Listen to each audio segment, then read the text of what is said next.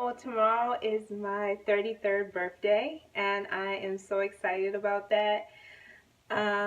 This year has had many ups and downs, and I am so blessed to have this channel to document it. I really just wanted a place or outlet to share my thoughts and my feelings, and talking to my kids about my emotions weren't working because they couldn't even talk at the time, and or barely could talk at the time. For 33, I'm gonna be 33 tomorrow, but before this year, I basically was trying to be many things to many different people because I thought that if I was really good at being something to someone else, then it would make me feel validated. But no one else can validate me but me, or like I can. And so this is all about my discovery now, for now on, to myself and my oneness and who I am inside. And that is wonderful, and that is enlightenment for me. It really is. So I wrote today, and I'm going to share with you guys. Thank you for listening and taking the time. But who am I? I am a forever evolving spiritual being. I am a believer of a much higher being than myself, who I call God. I believe that his son, Jesus Christ, intercedes and speaks for me.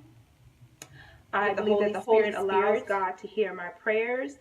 I believe that the Holy Spirit lives within me. He guides me. And if I listen, he will be all things that I need. He will comfort me. He will protect me. I'm learning to listen and be quiet and to look inwards before I look outwards. And finding that really everything that I need is inside of me. I'm learning I am love, and I seek it more every day.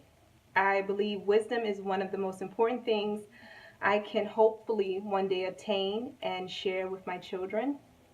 I am a mother, lover, and sister, friend, and much more to many other people, but I am learning how important it is to be all of those things to myself.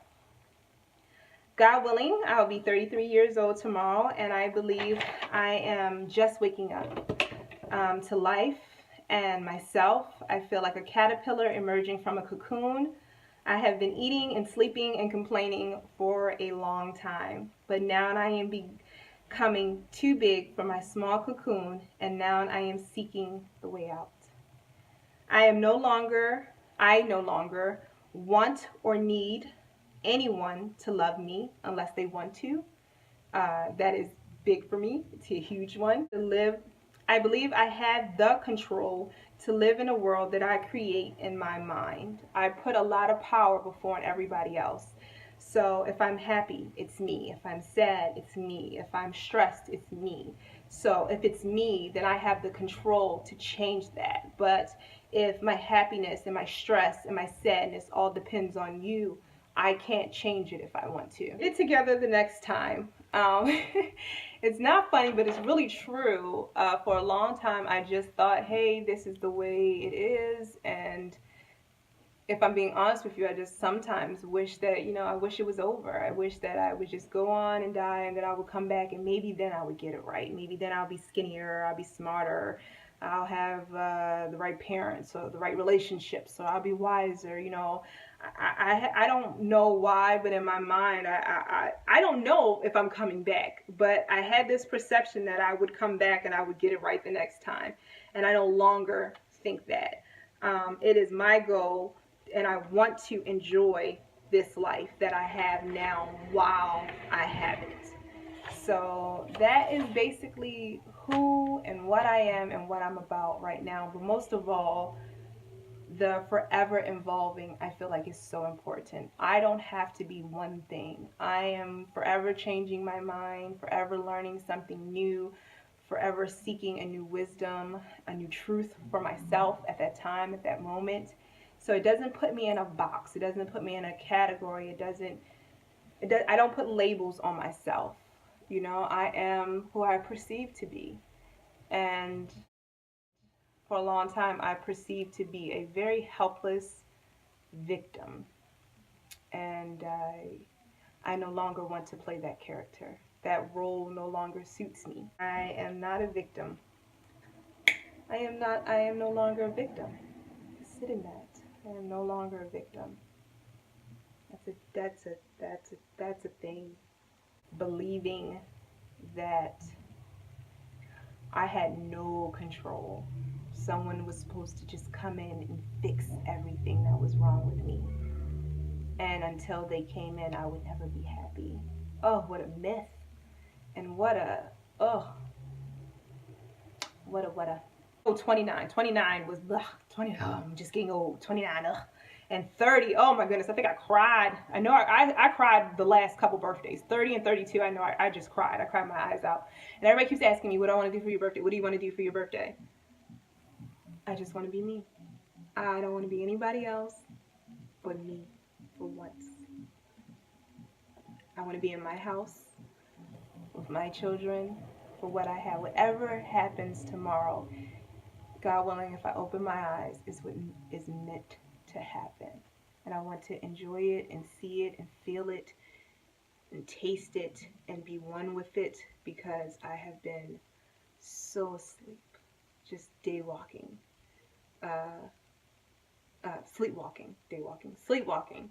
Like my wings are still very wet, but I do believe I'm out of my cocoon, and I'm allowing my wings to dry because I'm about to just soar.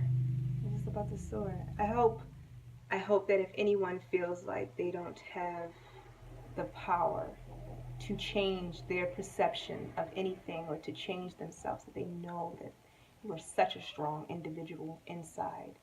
You are no better or no worse than anyone else. So you can do what you need to do to make your life become what it needs to be. But I think the first thing to be able to enjoy this life is to live it for what it is right now, and not to compare it to the dream world that you have envisioned in your head. Because sometimes when the dream world that we envision in our head doesn't match our reality, we sometimes suffer. I missed a lot of stuff because I was comparing it to a dream, and I'm starting to wake up. And that is, we are mortals. I heard that today. I'm immortal. Me waking up is a blessing because I don't have to tomorrow. And that's the first time I thought about it, like you think about it on Mortal Kombat or something like that, but you don't think about yourself as being, even though people die all the time, you just don't think about you dying, me dying, and even if you do think about yourself dying, it's kind of like in a couple years from now, or maybe you might say, oh, would anyone miss me? But it's not a real like, yo, tomorrow you might not get up, and this is it. This is the end of the story. What did you do with your time on this earth? Was it amazing or was it horrible? And you have the control to seek a truth to change your perception. That's amazing. And that's grace. That's God's grace. I love you guys. Thanks for watching.